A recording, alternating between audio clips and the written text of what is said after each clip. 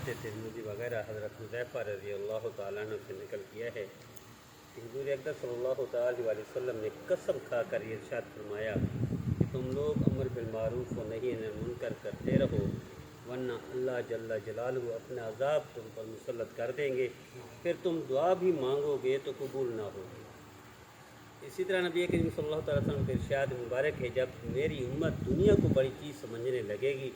تو اسلام کی ہیبت اور وقت ان کے قلوب سے نکل جائے گی، اور جب عمل بالمعروف اور نہی عن المنکر کو چھوڑ بیٹھے گی تو وہی کی برکات سے محروم ہو جائے گی،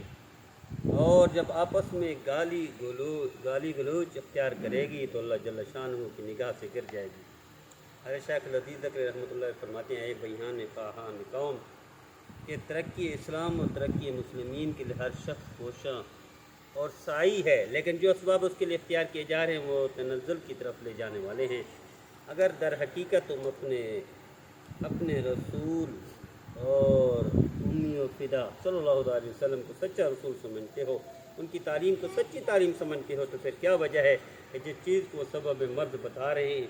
جن چیزوں کو ہم بیماری کی جڑ فرما رہے ہیں، وہی چیزیں تمہارے نزدیک سبب شفا و صحت قرار دی جا رہی ہیں۔ نبی کریم صلی اللہ علیہ وسلم کے ارشاد گرامی ہے،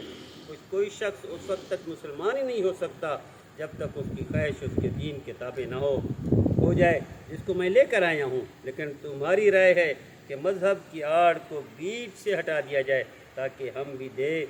دیگر اقوام کی طرح ترقی کر سکے۔ اللہ جل جلالہ کے ارشاد گرامی ہے، جو شخص آخرت کی کھیتی کا طالب علم ہو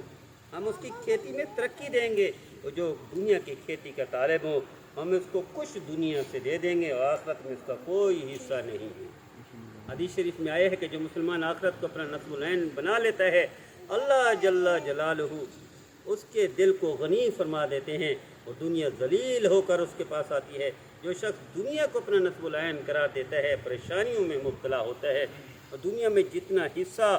مقدر میں ہو چکا ہے اس سے زیادہ ملتا ہی نہیں۔ اللہ ہم سب کو نبی کریم صلی اللہ علیہ وسلم کے ہر فرمان پر موت تک عمل کرنے اور کرانے کی توفیق عطا فرمائے۔ تبلیغ یا کوئی بھی سلسلہ مسلمانوں کا سب کا مقصد ایک ہی ہے کہ اللہ کے رسول کی تابع داری